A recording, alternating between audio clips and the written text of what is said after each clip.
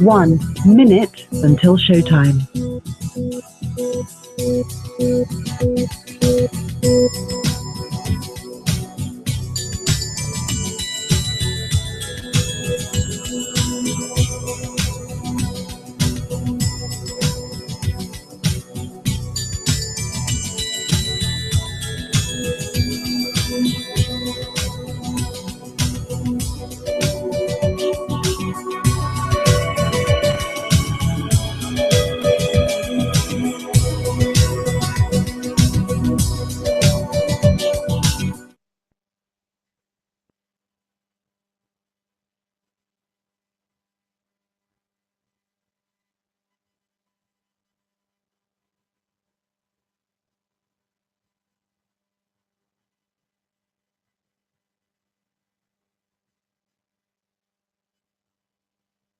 Your show will go live in 5 seconds. 4, 3, 2, 1.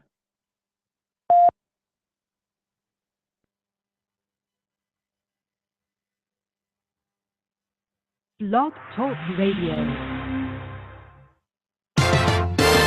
This is Jerry Piscataway. You listen to Locks of the Week Radio. You can catch me going ham on my boys, the New York Yankees.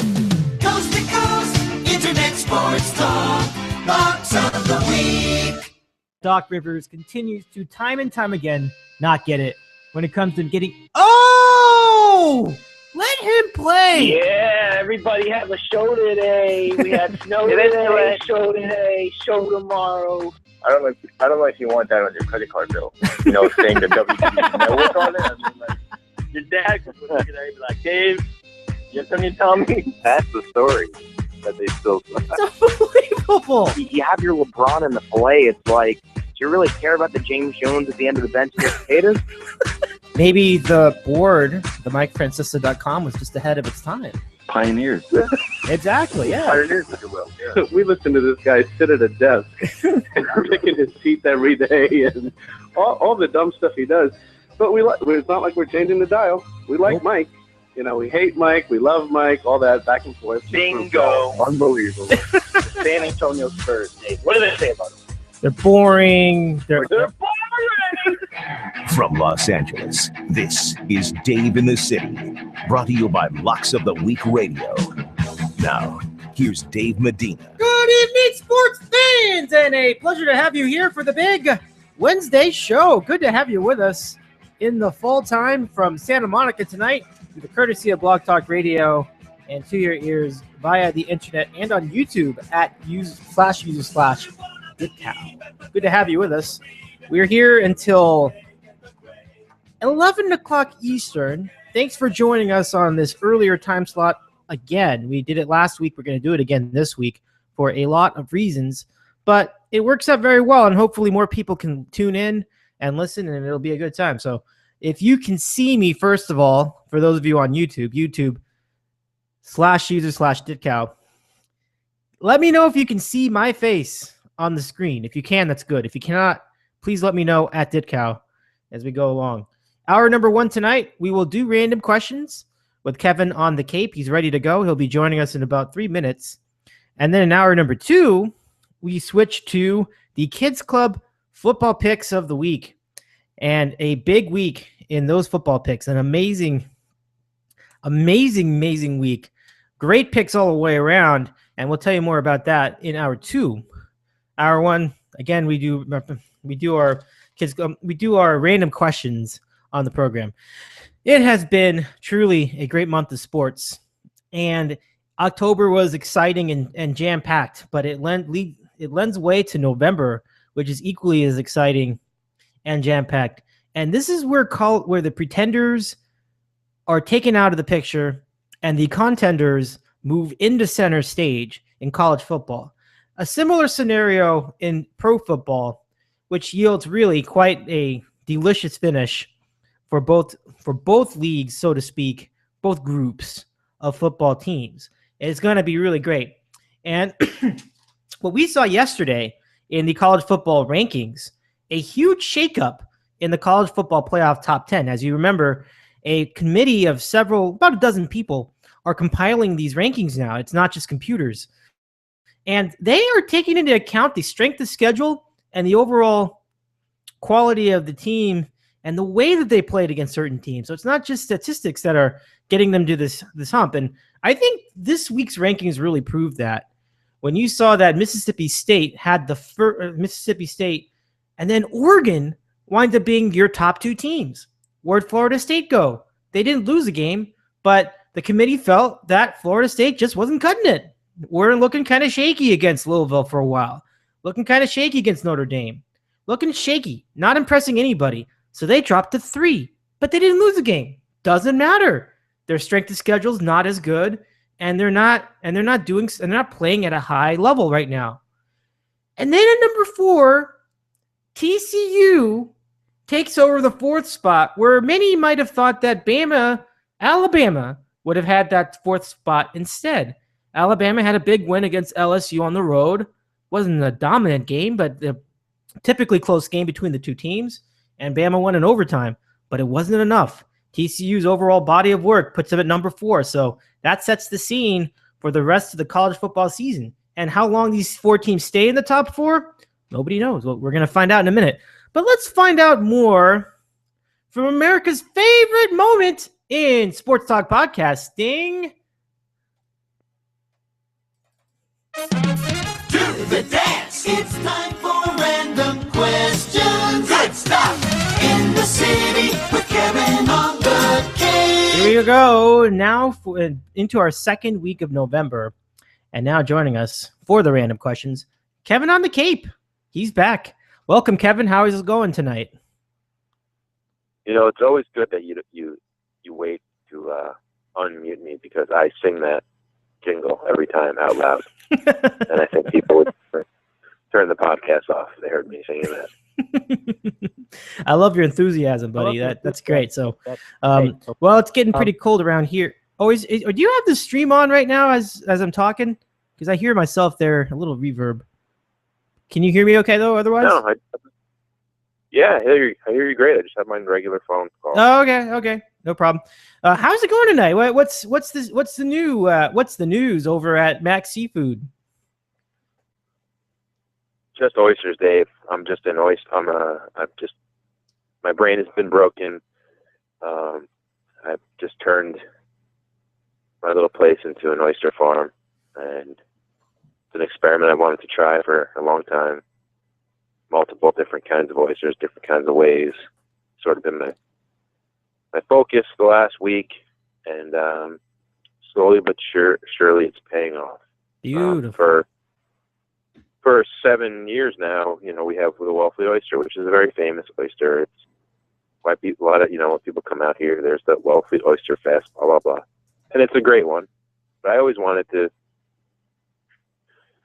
had this thought of being more than that and sampling of all the different oysters on the Cape, because there are a lot of other good ones throughout the Cape.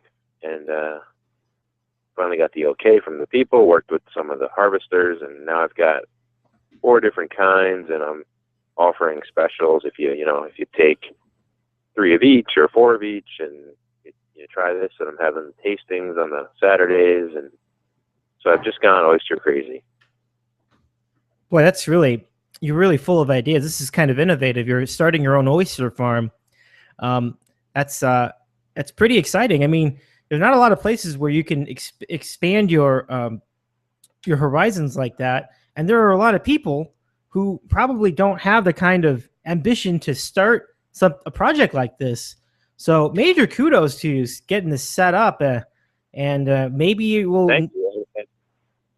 Yeah, no, thanks. And I used to think it was ridiculous because being so close to Wellfleet, that's all people want. That's all they want to talk about. But I just in the last few days, this idea that I've been doing now for a week. I had 3 customers in my store today. 2 of them are the top 2 growers of Wellfleet oysters, and the other one is the shellfish warden in Wellfleet. And these are the people that I was afraid of most, from a backlash point of view, saying, "Hey, what do you mean you're selling other stuff? What about our?" I mean, I'm still selling their stuff, but all three of them thought it was the greatest thing ever. They're like, this is great. People can compare. They can taste other stuff. And in the grand scheme of things, which is my larger point of view, is we will sell more Wellfleet oysters. We will sell more oysters in general, and it'll get people to try different things and different things. Almost like it's not as vast as, like a wine tasting, because wine, there's so many different things, different countries and vintages and years and stuff. But these three guys who came in the last few days, those were the people I was nervous about, and thinking, hey, you're turning your back on our stuff. But no, they were super thrilled. So it was like the only kind of encouragement I needed was from those guys to say, oh no, this is a great idea. And they loved it. They loved the display. They loved I had my little oyster knives sticking out of the ice and different stuff. And it was cool. So far the sales haven't reflected it because it's still new, but people are talking about it and willing to try different things. So, which is nice. Boy, that's really great. And the fact that Powerful Voices give you their endorsement, that really just makes it that much better. So I salute you and good luck to your farm as it rolls along. I mean, we'll see how it goes. I mean, I'm just excited to hear about it. If you got a photo of that if you wouldn't mind sending a picture of that to me sometime, that would really be fun. I'd love to see more of this farm in question. So just let me know. That's well, our girl who does our bi-weekly sort of blog email blast is going to do that, I think, next weekend. So we'll have photos and stuff for that next. I think she's planning it. She did one last week about something I can't remember. So we're working on doing it. Yeah, I know. Man, my short-term memory sucks. Long-term is great. But so next weekend, I think, they're going to profile the whole store with the different oysters and stuff. That's terrific. Now, I want to subscribe to your newsletter. What is the email address that I can subscribe to, or how would I subscribe to this email newsletter? Punch in my email address, I believe you just go on maxseafood.com and there's a place where you enter your email address. Okay. If you want to receive the newsletter or the blog from the chef or that kind of stuff. But do I have your email address in mind? You might. No, I got it here. Like you just like you said on the website, maxseafood.com. Sign up for newsletters. I'll put my email address in here. It's really simple. Yeah, Hopefully, this is great. Who knows? Wow, this website's really good. It just gets right to the point. There are companies and organizations that could learn from this place about how to communicate your message effectively. Of course, I speak of my employer, but you get the idea. So, okay, I got to confirm my email address. Well, that's pretty good. Now, they actually ask you to put a name in here. Okay, first name, Goober. No, my first name is Dave. Last name Medina. And this other stuff is irrelevant and I don't live anywhere near you guys, so just gonna have some fun with this. Great, Junk Man, really great. Best wishes. Hopefully, more people will subscribe to your list and get the news out. Pretty good. I mean, then I'll send you. Forget the pictures. I should send you some oysters. So you can try some different stuff. That sounds great. I love oysters. It's a bit of an acquired taste, but I really do. I do enjoy them, and oyster bars are a definite highlight when I'm out. Yeah, that was my question. Are you skilled at opening them, or do you usually go out to have them? No, I go out. I'm not skilled at all in opening. I'm pretty brutal at it, actually. I think we had a party one time, family party, where people were opening oysters there. It's a hit or miss thing.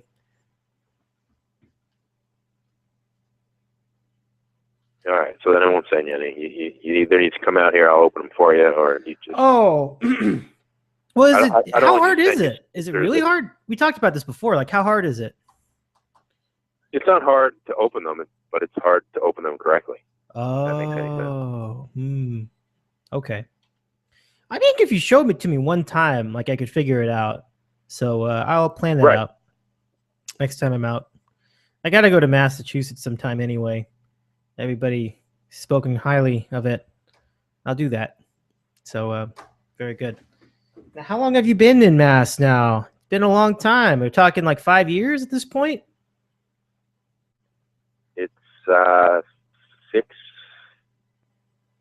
years. Wow. That's I think sounds like 6. Could be 7. No, I think it's 7 days. I'm getting old. wow. 7 years. Where does the time go? Really? I mean, that's pretty wild. Do you miss your old digs in New York? Do you miss New York at all? Like the New York area? Not at all. No. Well, let's see how much New York, Massachusetts has taken out of you. When you left, you obviously were in on everything. Now let's just see how much New York you are, because we did a quiz last week about how New England you are. This quiz is the flip side of that. So if you're interested. Nice work, Dave. Yes. From the people at brainfall.com who also brought us a New England quiz. Here comes, how New York City are you? Let's find out. Okay, so we will present you the questions, and they have multiple choices. So you can always think up the answer as you hear the choices, and we'll go through each of them and then figure out what percent New York you still are. So let's do it. Last week we determined he was 60. What was that? Yeah, 60. I think it was 60%, right? 60% New England. So we'll compare with how much percent New York he is. It would be tremendous synergy. Right. So I know the kids clubs. They're bettors. A lot of people that listen are bettors. So if I'm going to give anyone they're betting at home, I'm going to tell you to bet the under on the 60%. Oh, wow. Oh, yeah. Yeah. Now, I think that's smart. I agree with you. That's a smart idea. So let's begin. Here we go. Question 1.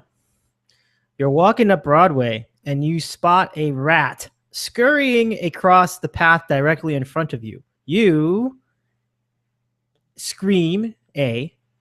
B, continue on very carefully, worried of a second sighting. Or C, don't give it a second thought.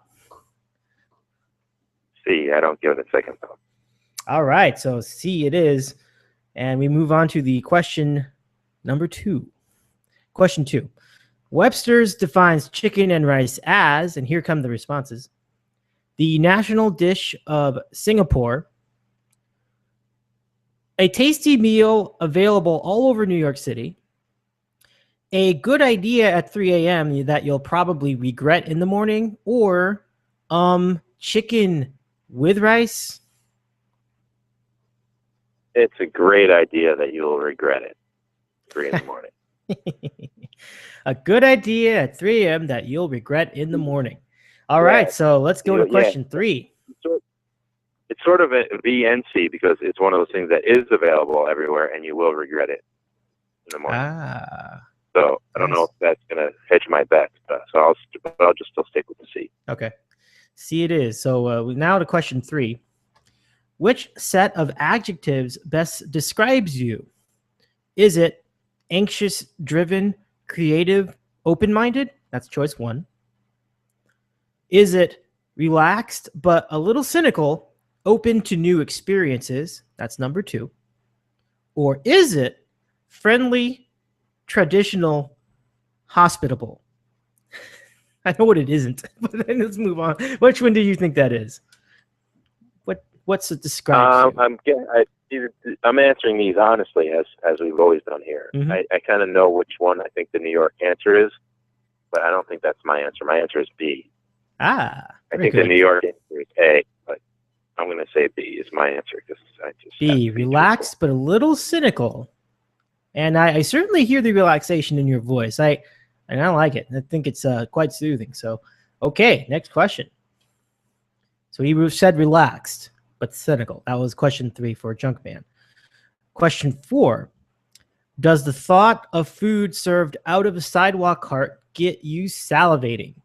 The choices are OMG, yes. It could be okay. Or I'm sure it sucks if it's sold on the sidewalk.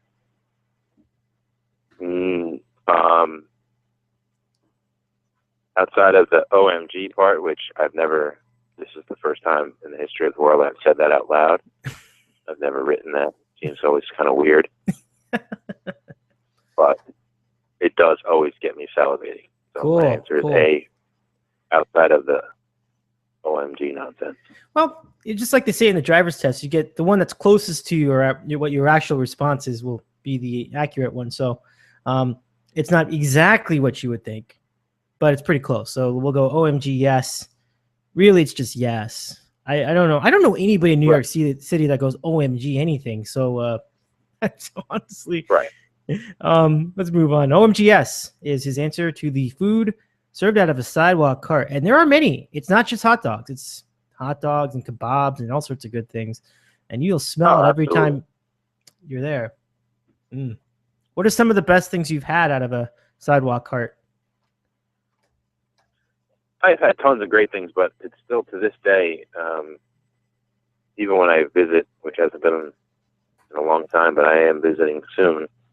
But I still owe, and every single time I'm in there, I just have to get one of those gigantic pretzels that's just the size of my head, and it's not even very good, but it's better than any other pretzel I've ever had. Beautiful. I've never had a pretzel there. That's silly. Big giant. Put the salt on it, and the guy looks like he hasn't slept in 3 days. It's awesome. Got to do that. Next time I'm out, I got to remember that. Dinosaur barbecue and the giant pretzel with off the cart. It's a good idea. Around Central Park, I guess. I'm just assuming. That's probably a good thing I haven't even thought of it this way, but have a couple of those giant pretzels before you go out drinking. That probably soaks up a lot of the alcohol. It's probably a good move. Ooh, smart move. See, yeah, now you're really thinking. This is really thinking. That's great advice. Thanks, Junkman. Okay, so pretzels are the thing. Let's go to question 5. In how New York City are you? Courtesy of the brainfall.com website. Okay, here's question 5. A tourist stops you on the street to ask you directions. This makes you feel A, so happy to help and engage in some small talk. Come on, you really think that's it? B, absolutely fine if they keep their questions simple and direct. Or C, irritated beyond belief.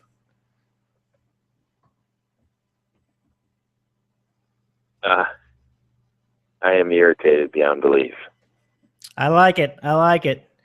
That sounds and like... I didn't used to be that way. I didn't used to be that way, as far as full disclosure. I used to be that kind soul, but it irritates me now because I know that they're standing there with their fancy phone and all sorts of stuff that they can easily find the answer. They're just lazy. So the laziness is what irritates me out of it, because they can everyone's got the phones now and they can figure it out. They know exactly where they are. They can, you are here. They can just map their way out, but they're just trying to get the easy way out. So it used to not irritate me, but it would now irritate me.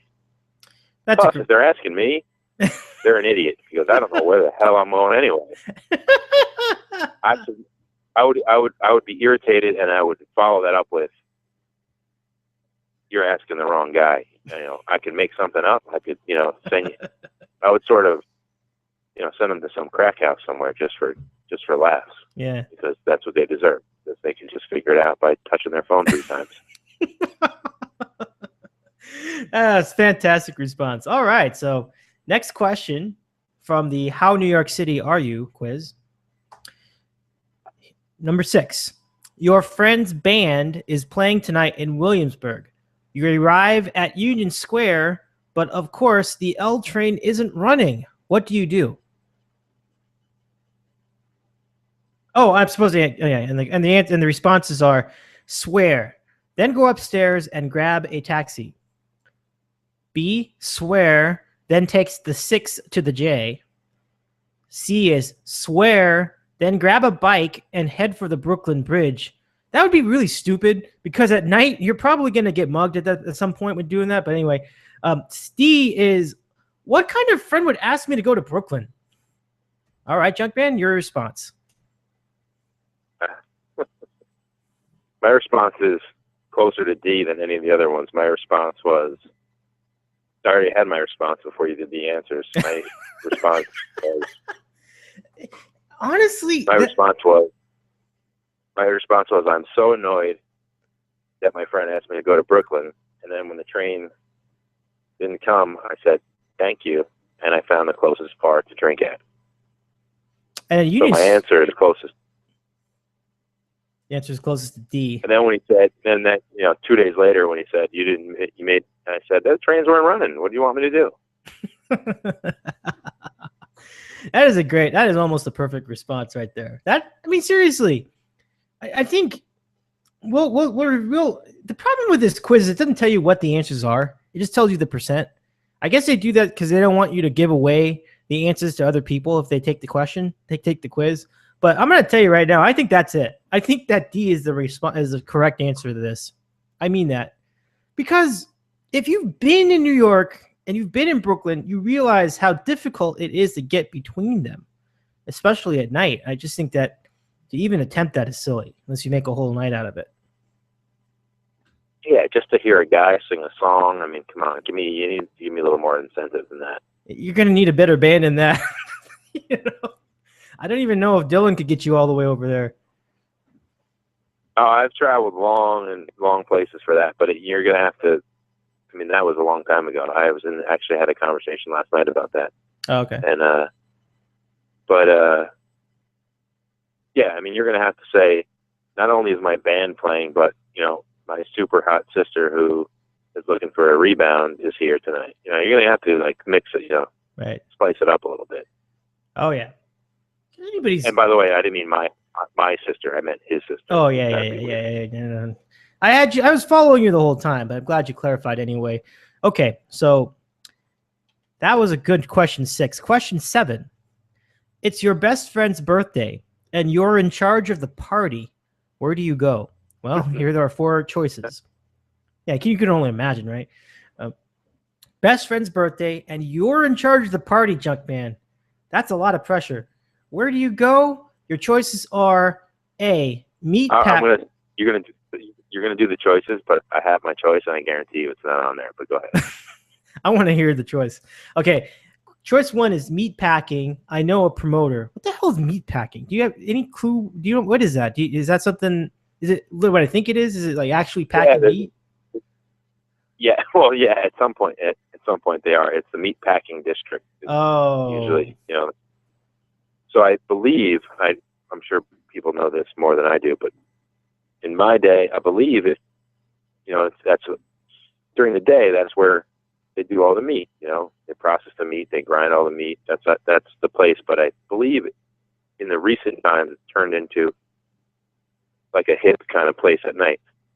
So they still do the guys are still there butchering shit all day from 4 in the morning till 2 in the afternoon. But I think at night it's become sort of a hip kind of place with bars and clubs and stuff. I see. Okay.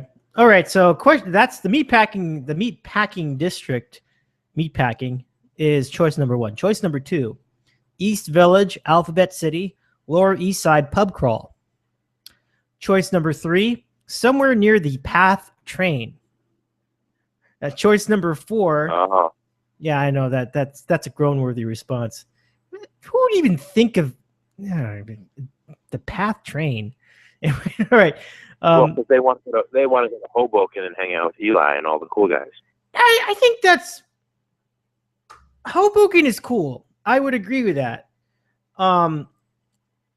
Maybe you're right about that. Actually, it might be because of the Hoboken thing. That's a good point. Okay, question. The 4th response is start off the night at the Times Square TGI Fridays, end up at the mixology bar you saw on the Food Network. I think these. That is horrible. That is ridiculous. You do want to challenge people with these quizzes. If you're just gonna write a joke response for number 4, there's really no point. Even this West Coast broadcaster here can recognize that is absolutely there's no way anyone would respond with that. Sometimes they do that on Who Wants to Be a Millionaire, that they write a 4th response, which is completely a joke, and you're not supposed to pick it. It's just sort of for comic relief. And some dopes. Right, yeah, that's true. They used to do that all the time. Yeah. I remember that very well, especially in the beginning, the $10, the $100 question and the $300, whatever it is, the $500. It's Yeah. It's like, come on, let's move on with it, you know. And some people miss the first question, which is outrageous. But anyway, Yeah, at any they would rate, say, what's the most popular household pet? A cat, a dog, a rabbit, or a dinosaur? I know exactly. It's just, It would just be ridiculous. it is ridiculous. It's totally ridiculous. Totally played out. So my answer to that is, if I had to pick of those choices, it would be B in Okay. the East Village. I think that would be the most fun. But if my friend asked me to take him out for his birthday, I'm going straight to Belmont Park, and we're betting on horses and drinking cheap beer, because I'm not taking him out to TGI Fridays or whatever the hell you said in Central Park and spending, or Times Square, whatever, Times Square, and spending $500 hanging out with the tourists. Yeah, that is quite honestly the My worst. official answer is B. My official answer is B. But if I was going to plan a birthday party with a bunch of guys, I'm going to the track. Oh, okay. And yeah, especially, you know, your best friend, and that's something that I'm sure he would enjoy the most. So very well said. East Village, Alphabet City, Lower East Side. Junk Man's response. And when you really think about it, East or West Village seems to be the place where you can do a lot of nightlife. That's just from my limited experience being in New York. I'm pretty sure that many feel the same way. So that was question 7. Now, question number 8. Why are you not at a Shake Shack right now? All right. And the responses are: A, I am actually. B, I don't feel like waiting online for an hour. C, I only eat vegan yucca fries. And D, actually, actually, I prefer In-N-Out. That's my response, but what's your take?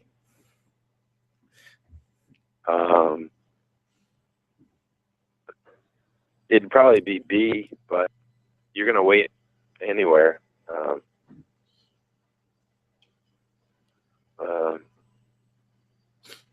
But I'm gonna go with you on this one. My official answer is gonna be D. I'd rather do the In-N-Out burger. Have you had In-N-Out before? Like, have you? Because the closest one would have been Vegas. When you were in Vegas, they had In-N-Out, I think. It's been around a while. I have. It just has been 15 years, probably. Oh, okay.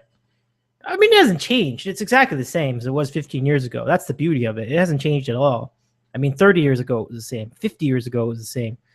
That's the only restaurant I know it's been like that, where it's exactly the same all these years later. So, plus, that is ultimate anti-Shake Shack answer, which is what I was going for. Cool. I think it's the right answer. All right. Okay. Oh, wow. They're throwing symbols at me at this one. Question 9. How New York City are you quiz from brainfall.com. And Kevin on the Cape with the responses. Here we go. Question 9 is pop quiz. How should I get from Brooklyn Bridge City Hall to Grand Central Terminal? Ooh, good question. Now, the thing is, you have to take only one line. So let's go through the choices. So these are all subway lines. Do you take the 1, the F, the 4, the Q, or the L? I think I know this. Can I get into a cab and ask him to take me there? Because that's exactly what I would do. That's an expensive cab, though. You're talking about like 5 miles, aren't you? Probably. Now, bear in mind, you're not in Brooklyn. I think you're at City Hall. So you're on the other end of the Brooklyn Bridge, the Manhattan end of it. So what do you get from that to Grand Central? I get into a cab and I ask him to take me there. All right. Well, I will co-opt the response and say I think I have a beat on this. Okay. So the lines you have that you can choose from. You can pick anyone for my answer, because if there is something that I don't know about, it's the subway line. Oh, really? I've always been either take the Metro North in to Grand Central and take a cab to where I gotta go, or I drive in. probably spent, in the grand scheme, I probably spent an hour in my life on a subway. Wow. I don't know where they go. I can't figure it out. I completely admit to all that. I've never wanted to take time to figure it out. I would just take the train to Grand Central and get a cab. Or if I was going out, when I lived outside in Westchester, I would drive to wherever my friends told me the bar was. I'd find the street, and I'd find a parking garage, and I'd park there. Okay. Well, I mean, especially when you're coming from outside of town and you're in the area, that's probably the way to go. So I don't like cabs, though. That's why I do subways. I'm very anti-cab. But in your case, it makes sense because you're there just that one time. You're not going to use it frequently. So why bother with the subway when you can get there more directly, especially at night? Perfect reason. Or I walk. And walking I don't mind walking. And it's not even that far of a walk. I mean, wherever you go, you're only going maybe a mile from where. Yeah. I mean, about a mile because Grand Central's like right in the middle.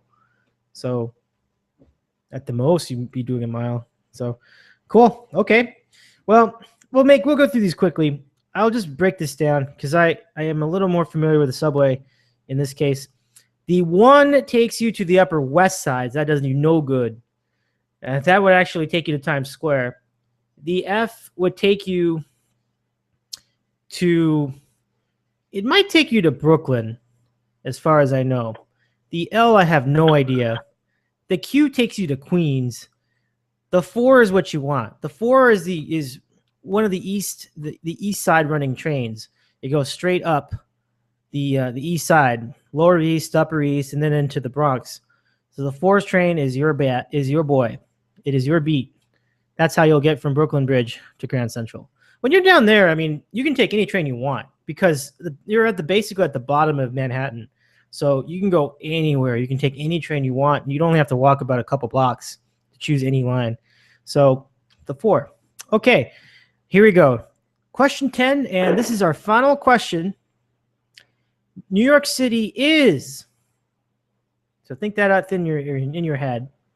I will give you now the responses. New York City is A, concrete jungle where dreams are made of. B, a place where anything is possible.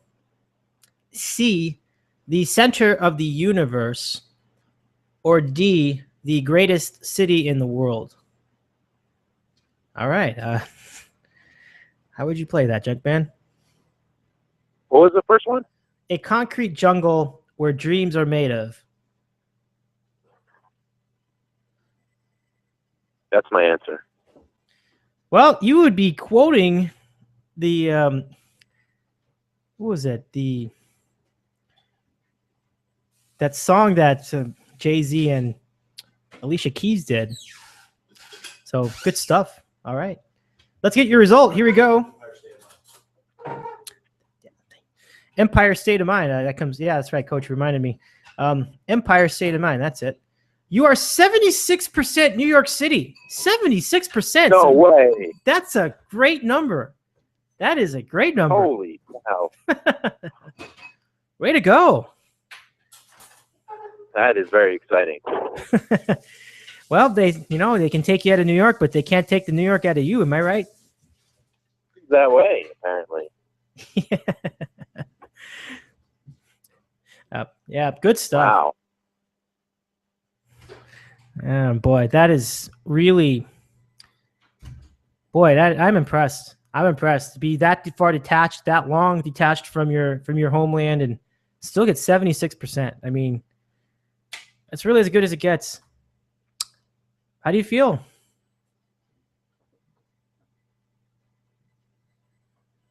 Wow. I'm starting to feel a little nostalgic, Dave. I love it. Congratulations, buddy. Yeah, I'm actually going back in a couple of weeks. So hey, maybe, all right. It's all sort of coming together. Cool. Way to go, man. Yeah, now you'll take your reaffirmed knowledge of New York City and have a good time. Except I'm going to be the guy who's asking directions on the street, and they're going to all be yelling at me. Well, use your phone. Use your phone. Like you said, you have your smartphone. Do you have it? Are you still on the other phone? Well, yeah, the only difference between my answer and reality is I don't have a smartphone. Ah, right. You do not have a smartphone. I got you. Okay.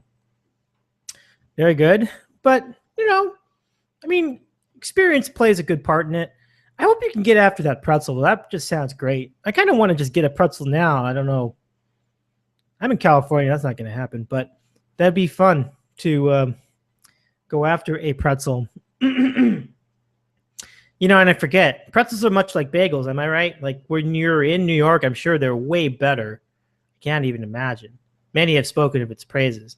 Let me ask you this. You do a pretzel, you put butter on it, right? Some people dip it in cheese. No. Because you butter it. It's like you don't add butter to it, but it's like you paint it with butter. Not paint it, but you baste it with butter as you cook it. Most people dip it in mustard. Do you dip your pretzel in anything? No. No? Just eat it by itself? Mustard? Some people do. Yeah. Well, those people are crazy. All right. Mustard goes on a hot dog. It doesn't go on a pretzel. I've had it both ways. What is happening in the world? It's been that way for a while, though, as far as I know. I mean, granted, I think most people don't do that, but it can be done, and I've seen it a couple times. So, no, I hear you. Sometimes it's just good to enjoy on its own. I mean, it's already pretty tasty as it stands, so that's key. How much is a pretzel like that? Like, do you remember how much you paid for it? It's probably changed. Oh man, I'm sure it's changed. I was gonna say like $3.50. Okay, it's probably over $5 by now. Yeah, I would think so. I think it'd be right about 4, 5, about that much. Yeah, that's what I thought too. Cool. All right. Well, something to keep track of as I return to New York City. Boy, that was a great quiz. You know why? Because it took up like 40 minutes of our show. That's fantastic. All right. We got to do more of these quizzes. We should do an LA version of this, but we don't have time. If we did, though, you want to try it? You want to just squeeze it in? I would have to. I would ask that. So you just give me the link. I'd ask the questions. You can't look it up though. You can't. Oh, it's a good idea. That's a good idea. Do you have your iPad on you? I have. Well, I have an iPad, so I could, put in the answers, and then we could find out, that kind of thing. We could do that next week. Oh, next week? Okay. I'll send you the link. That's a great follow-up. You do how LA or am I? And you can ask me the questions. Do it tonight. You just said we took up 40 minutes, so we can't do it now. Yeah, we can't do it now. You're right. It's going to take too long. It is going to take too long if we do it now. But you can send me the link, and I can look it up, and I can have my iPad with me the next time. That's great. That's fantastic. I'll PM that to you as quickly as I can.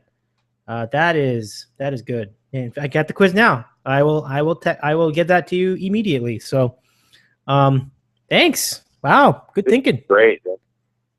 Yeah, we can do that next week. We can do. We can have Andy guest. We can do How Seattle Are You? Oh, that's good. Starbucks. That's good. That's really good. And get John Connecticut on, or even Yachts, and say, "How Connecticut are you?" How Connecticut are you? Are you? Are you wearing khakis and a polo? Get that clown Tom in New Jersey on. We'll do How New Jersey Are You? Oh, Did you? How long did it take you to decide whether to drive the BMW or the Mercedes to work? How Connecticut are you?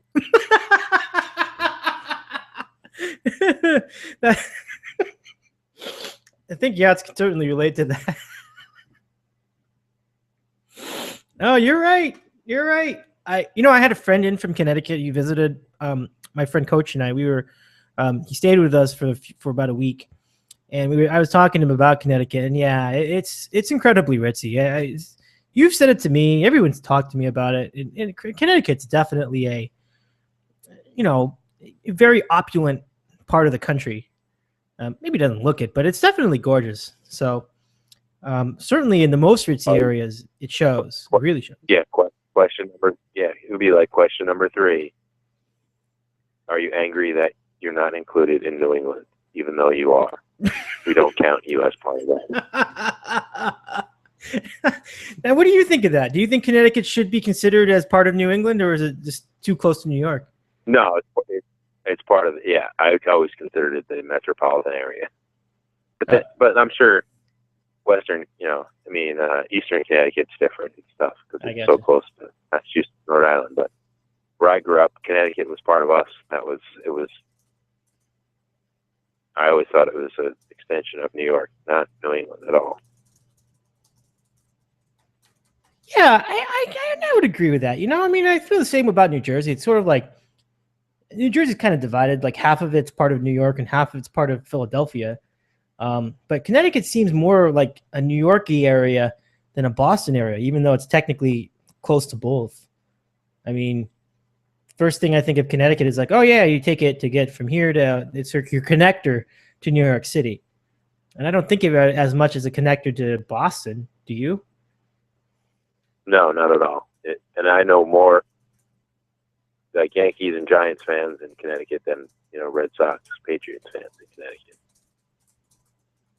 Yeah, great point. I'm sure there's a dividing line. I'm sure Hartford is sort of the middle, so it's like a dividing line. But that is what they say.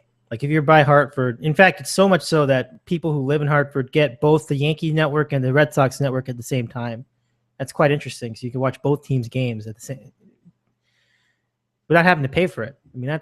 Other than basic cable, but would that be a scene or what? Being able to watch both teams, like in the Mets too. You can watch the Mets as well. So if you were living in the middle of Connecticut, you could watch 3 teams during the baseball season. Oh, I'm sure they're so grateful for that the last 6 years. That's a fair point. Well, you got the Red Sox part. Red Sox working okay. The Red Sox got the job done. Well, that's every other year though. Yeah, you weren't watching this year. Oh no, this year is brutal. But I wonder if the Red Sox have the similar construct to the Giants, where it's like every even year they win the World Series. Is the Red Sox like every odd year we're a good team? Well, that's been the trend, but I don't know if this is any indication, but they're calling me to pitch this year, so that's kind of a bad sign. Oh, that's not good. They really hit the bottom of the barrel, calling the junk man to pitch. Yeah. I know you got a mean cutter, but well, the knuckleball right now is pretty sweet. So ooh. I can, yeah. Oh, they can't hit that. It's about 45 miles an hour, yeah. Hey, Tim Wakefield could learn some tips from you. Oh, he's retired, is he? Well, I thought he was. Yeah, he's retired. It's been long enough. He pitched well into his 60s. What was it? Oh, I think he was like 94. 94, huh? Yeah, I got to give him credit for that. He'll reap some serious retirement payments after the fact. Nicely done. Oh, yeah. I love it. All right, Kev. So, by the way, postseason awards for baseball announced today. Clayton Kershaw, nice. Not surprising. Clayton Kershaw gets the Cy Young Award. That surprised nobody. 1.7 ERA, won 20-plus games. And the guy was, I know he sucked in the playoffs, but he was as good a pitcher as there was in the regular season. Well, yeah, these aren't postseason. The postseason doesn't count. Right, exactly right. Doesn't count. But then, that's the National League. But then you go to the American League, and it's a mess. Could you even take a guess as to who you thought won the AL Cy Young Award this year? The AL Cy Young Award was East had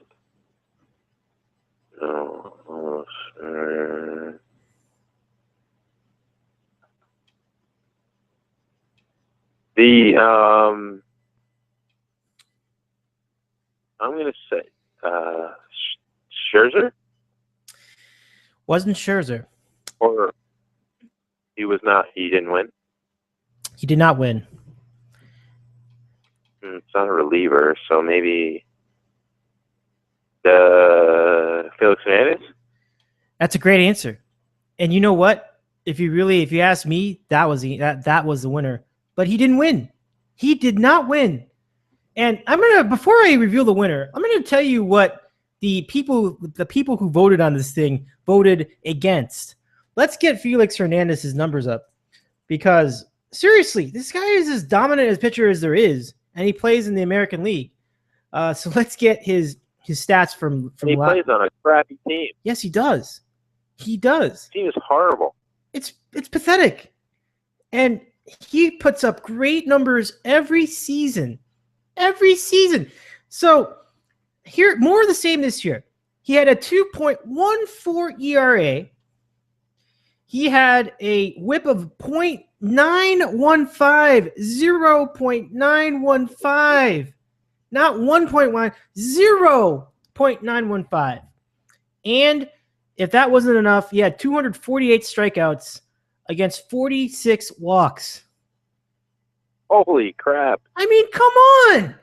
Why would he not be the AL Cy Young Award winner?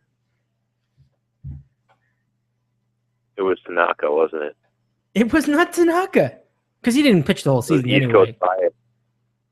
East Coast bias. It isn't even that. Yours is going to blow your mind. Okay. All right. So the winner, I'm embarrassed. I'm seriously, I'm embarrassed to reveal this, because I can't. I mean, the whole year I never even heard the name. That's how bad this is. I don't even know. This is quite a build-up, because I can't even imagine who could it be, right? Not David Price. He sucked on 2 teams. All right, get hold on to your hat. The winner of the 2014. Was it a reliever? It's probably a reliever that I don't know, right? That guy who had like 50 saves. You're not going to believe it. It was not a reliever. The winner of the 2014 Cy Young Award this year in the American League, the Cleveland Indians' Corey Kluber, with a whopping 2.44 ERA, which was more than Hernandez, with a whip of 1.095, which is more than Hernandez, with 269 strikeouts, which is actually more than Hernandez, but that's not good. That means he had more of them than him. But he also had 51 walks. Look, these are good numbers, but would you ever have thought the whole season you were watching Yankee games, Red Sox games, Orioles games, Rays games, anybody in the American League, did you ever at any time see Corey Kluber and think, man, that guy is pretty good? Did you ever think that? I don't even know who you're talking about. I didn't even know who it was either. That's why this thing stinks. It's just like, I didn't even know the name Corey Kluber. And with all apologies to Indians fans everywhere. The guy, isn't that the guy who was like the kicker on the Vikings who got caught because he liked gay people? Oh my gosh. I literally did not know the name. It's like, who? I think that's Corey Kluey. I think I got it wrong, but it sounds similar. Yeah, it's just dumb. I'm just like, why would he get more? Because he had 18 wins, and I really think that's the only reason he had 18 wins. A stupid stat like that, and that's the reason that he gets the Cy Young Award, because of 18 freaking wins. Who cares? Which is more of a, I guess that's more of a indictment on who votes for those awards. Oh, it is. Because younger people like yourself and people who are sort of open-minded to more advanced statistics value wins less. But these old guys like Bill Madden and sort of just whoever, I don't know who vote. Are these the same guys who vote for the Hall of Fame? There's a Baseball Writers Association kind of thing. As far as I know, I think they have a hand in it. Yeah, baseball writers. Peter Gammons, like Peter Gammons and all those guys, and they still think that wins is the most important thing. So I think it's going to take another decade probably until younger people like yourself, and I'm just thinking people who are more in tune to the advanced kind of statistics that are more relevant now for people to put because there's still a less. We all know that wins are a product of the team, not so much the individual. But these old guys, that's all they look at sometimes. It is unbelievably stupid. I mean, wins have very little to do with the actual pitcher. As a matter of fact, you could argue that someone who had lost 20 games, is actually a really good pitcher. If somebody loses 20 games, that means that they were so good that they were in all those games. So in a way, that's actually a good thing. It's kind of weird, right? But the point is, wins as a pitching stat doesn't really tell you much about the actual pitcher. It tells you about what the rest of the team was doing around it. Because you could pitch. Right. It's sort of like the runs batted in with the hitters, Right. Have people, you got to get on base and that kind of stuff. So it's one of those stats where wins, and I look at wins and runs batted in as the stat of the old guard, not the new one. So I don't think there's enough new writers on there that are voting for something like that to happen yet. But it will soon. Yeah, I think we're due for that as well. I completely agree with you there. It's just crazy, Now, just one final thing, just to take that point home about advanced stats. ERA plus for Corey Kluber or Kluber. Let me see. Is it Kluber? Oh, it is Kluber. It's CLUE Kluber. Okay. Well, ERA plus for Corey Kluber, because like in batting, if you have it's like based on 100, so it's like a quarterback rating. So if you have about 100, you're average. You're good. You're pretty good. Similar for pitching. If you're 100, you're a good pitcher. Less than that, you're less good. You're mediocre. You're bad. ERA plus for Corey Kluber, 152. ERA plus for Felix Hernandez, 170. 170. It wasn't good enough to win the AL Cy Young Award. I mean, I don't know what to tell you, man.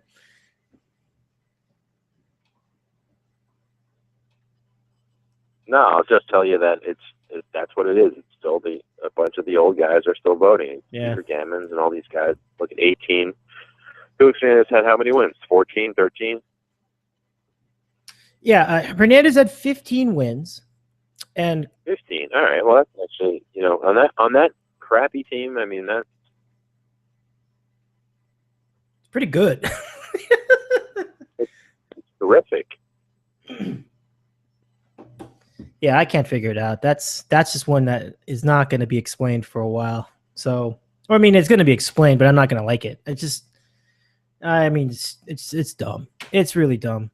So, what the message is here is that you could be pitching a little bit less well and get 20 wins, and that means more. Why would that mean more? It has nothing to. Just enough. I'm done.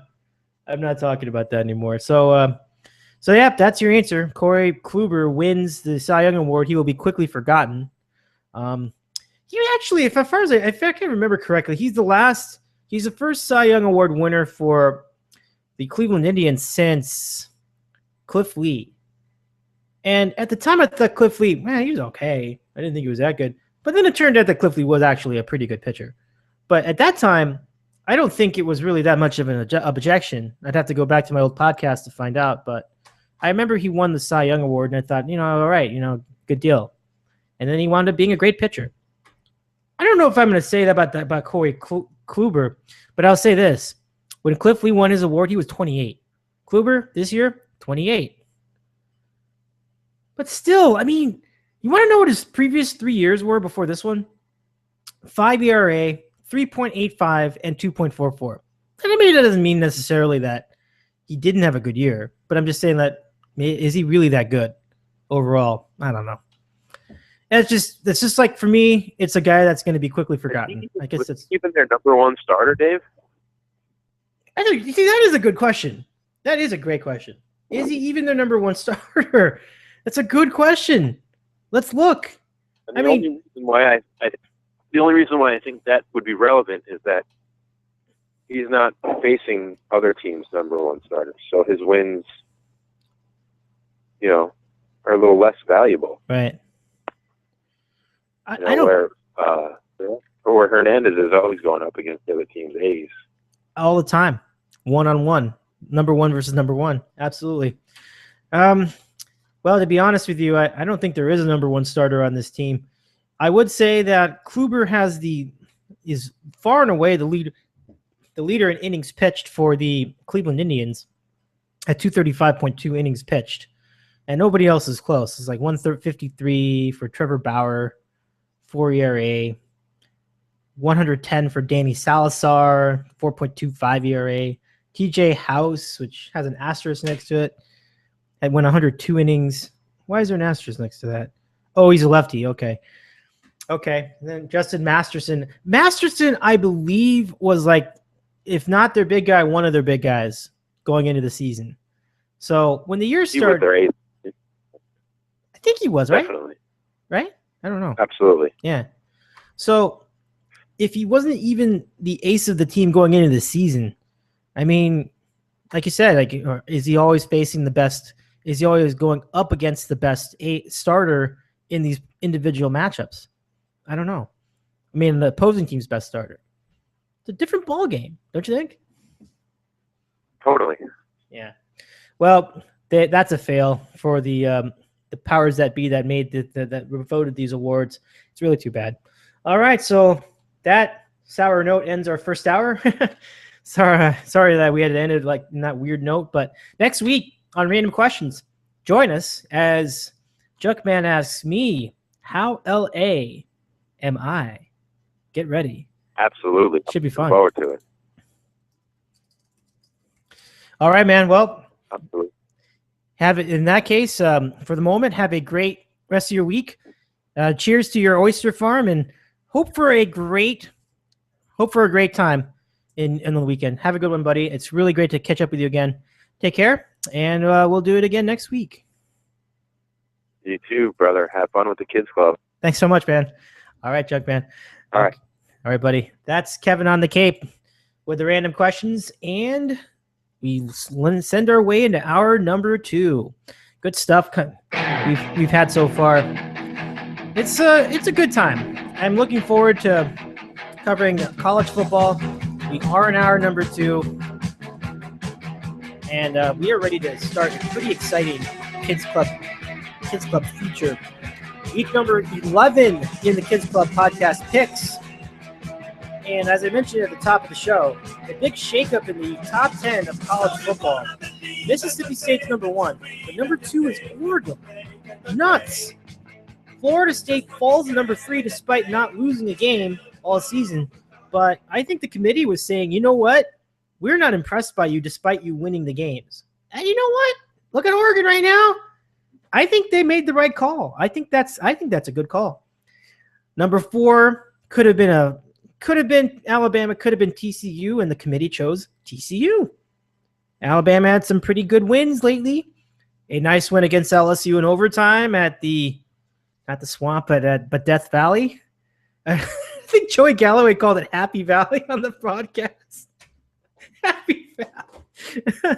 Oh man, that show was great. Last night I was watching the college football playoff selection show. Had the day off, so I got to see this thing in real time at 4:30 in the afternoon here on the West Coast. Really a lot of fun. Everybody talking about the picks is really good, and we're going to do the same thing.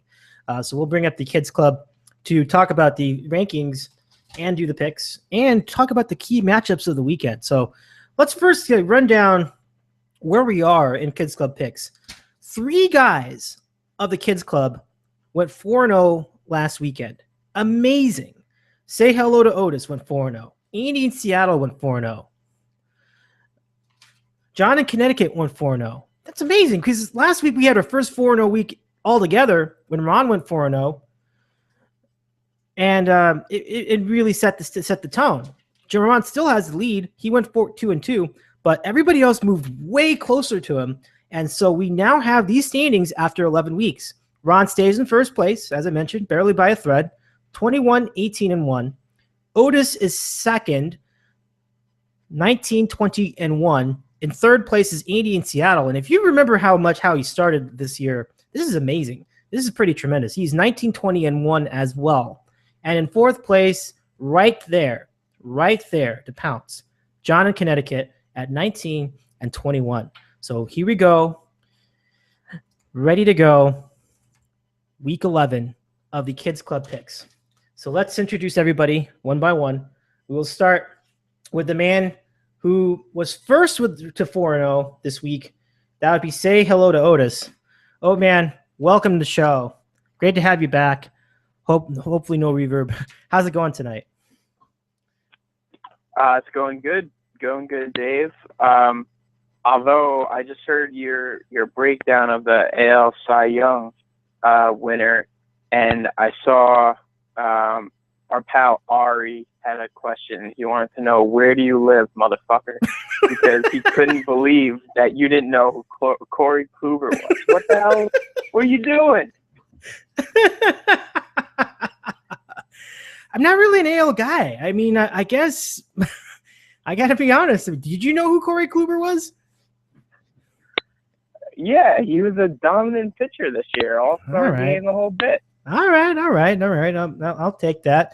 All right. Well, welcome to the show. Let's also introduce to the program the man in second, who also had a pretty good 4-0 week, and a guy on a roll, Andy in Seattle. Andy, welcome back to the program. How's it going tonight? Good. No need to mention anything about momentum or roll, because we know how bad it's been. We know how bad it can get. We just appreciate that we've been able to be on the right side of the ledger from time to time. You know, what's funny, Otis already gave you the gentle tweak about Kluba, because Mike always says Kluba, and the board always picks up on that. But it is weird how this college pigskin season and NFL has just been so hard. In all those weekly pick'em contests that we've all been known to partake year to year. I mean, last year the winner was probably over like 20 to 25 games over 500, and this year I think the leader's like barely scraping above 500. So it's not just our little group. I think everybody's struggling to beat the books here and there. You're absolutely right. It's been very unpredictable, and I don't think anyone's really had a leg up on anyone except Mike Francesa, Andy. He's having a pretty good year this year in the pro picks. Pretty remarkable. That's true. And all the haters, he's changing his picks. He's changing his lines. He's changing it up. He didn't mention he's counting that as a win. I haven't heard any of those lately. No, you haven't. I've been keeping track of it too. I've been writing him down. And no, it's pretty. I mean, he did leave out one game, but like where he didn't. You know how like he had a push, but he didn't use it in his record. But other than that, it's been pretty close to what he announces on the show. So he's doing great. There's no everything. All props to him. He's been great. But overall, as you said, it's been tough sledding for everybody picking games, and I think our next guest, John in Connecticut, is no exception to that. It's just been that kind of year. I mean, John, welcome to the program. How are you doing tonight, and what's new? Hey, Dave, Andy, Otis, thanks for having me back on. We're doing pretty good. We're watching some action here, hoping Bowling Green can get the bats going here in the second half. So looking forward to the week. So let's start talking about some of the college football, I guess. Yeah, and there's a lot to talk about. And by the way, congrats to you also for going 4-0. Really a momentous occasion. It's really cool to see everybody go ham like that. Everybody rising. I mean, everybody's picks doing well. That's pretty good. So as we start our program tonight, I really want to talk about the college football top 10.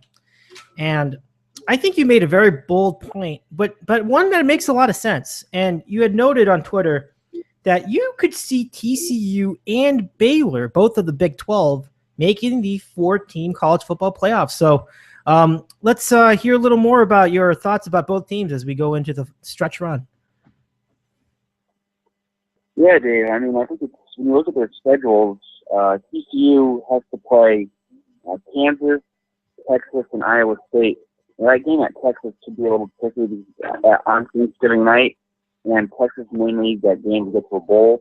So they'll have some motivation for that one. And their defense is pretty good, so that could be dicey, but you figure they'd win. Baylor has Oklahoma State, Texas Tech, and Kansas State all at home, so they're going to sweep those games. And I just think if they both win impressively and they both finish 11-1, I think Mississippi State's going to lose 2 games. I think they're going to lose to Alabama Saturday. I think they're going to lose to Ole Miss at the end of the season, so that would knock them out. So all you would need at this point is a Florida State loss.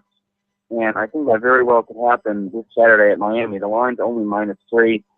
Their defense has not been good at all. And Miami's been pretty impressive the last couple weeks. I bet North Carolina against them a couple weeks ago, and they just destroyed them. Their offense is clicking right now. And I don't think the committee would go to Ohio State in the Big Ten. I think they would take 2 Big 12 teams. So I think this could end up something like Alabama #1, Oregon #2, TCU #3, and Baylor #4. And we could quite possibly see a rematch of that TCU-Baylor game in the national championship, which could be pretty exciting, actually. So I'm kind of hoping for this scenario to play out. That'd be really something. And it would, instead of having 2 SEC teams in there, 2 Big 12 teams, that's something I don't think many people expected when the year began. And I got to give a lot of props to both teams right now. Baylor for bouncing back after that. I mean, bouncing back. Well, yeah, they did lose to – did they lose to West Virginia? I'm trying to remember. I think it was West Virginia. Yep. Yeah, okay. Yeah. Good deal. So no, this is exciting. Absolutely, this playoff has done everything we had hoped. It's really opened up the field. Things are great. So let's go to Andy in Seattle for your thoughts about the college football playoff top 4 and the rest of the top 10 too. There's a situation where both Oregon and Arizona State, if they went out because they play each other in the championship game, most likely they will make the playoff. Pretty simple. But I'm interested to hear your take about Bama and TCU and that standing in the 4th spot. Do you think that Bama will eventually play their way into the playoff? Yeah, I'm going to ramble here. I'm going to kind of take off what Checker alluded to. Checker's blueprint is really cool. It'd be fun to see that happen because if Baylor and TCU do what John thinks they're going to do, only one of them will go to that Big 12 game, correct? There's no big championship game. There's no Big 12 championship game. Oh, someone didn't do the homework. Okay, well that's still cool. Good for them. But yeah, so that couldn't hurt them anyway. So both of them would only have 1 loss. Although I'm a little down on Baylor. I think their coach gets a little too arrogant. He kind of reminds me of an old version of Matthew McConaughey. If McConaughey was in his 50s, like. In those sideline interviews at halftime, it's like, dude, you just gave up 31 points. Like, what are you gonna? We'll be all right. Our team's great. I got faith. We'll do what we gotta do to do what we gotta do. It's like, yo, bro, like, your team gets lit up a lot. And I know Perry and all those receivers are really good, but there's gonna be a game, and we already did kind of see it in bits and phases earlier in the year where, the offense just. It's not super crispy, and they just give up far too many points. But they are really fun to watch when all cylinders are clicking. And TCU, it's amazing what the coach basically used to be known as just a defense-first kind of guy. He actually ran like a hurry-up defense, if that makes sense. But if you Google hurry-up defense TCU, you'll see a lot of things about it. And he's just been able to kind of evolve offensively, maybe because I don't know if that has something to do with the conference going to, how they went to the Big 12 and they're known for all offense. So you got to, assimilate to the different culture. And they've been able to just put up a bunch of points. So that'd be kind of fun if those 2 schools were to do it. Now, about Alabama and Oregon and Arizona State, it feels like for the past 4 years, it was like Alabama and Oregon. How cool of a game would Alabama and Oregon be? Alabama. But Alabama this year, as we've all known, hasn't quite been, quote unquote, vintage Alabama. But the way things are shaping up, they could still be there. In Oregon, as we talked about last week, they had that rough stretch in the beginning of the year where they didn't look very good and their offensive line looked like poo, and a lot of plays were just getting snuffed right away. But they've been able to put on a great show for the past month. So, when they play in that Pac-12 championship game against Arizona State, I think, you got to give a big advantage to Oregon in that game. We see Arizona State play well, but their defense has a lot to be desired. Kind of like, I think their defense is even more of a weakness for them as FSU has their weakness with their defense. I think Oregon State, their defense is a little subpar compared to FSU. So I think Oregon will basically have their way with Arizona State in that game.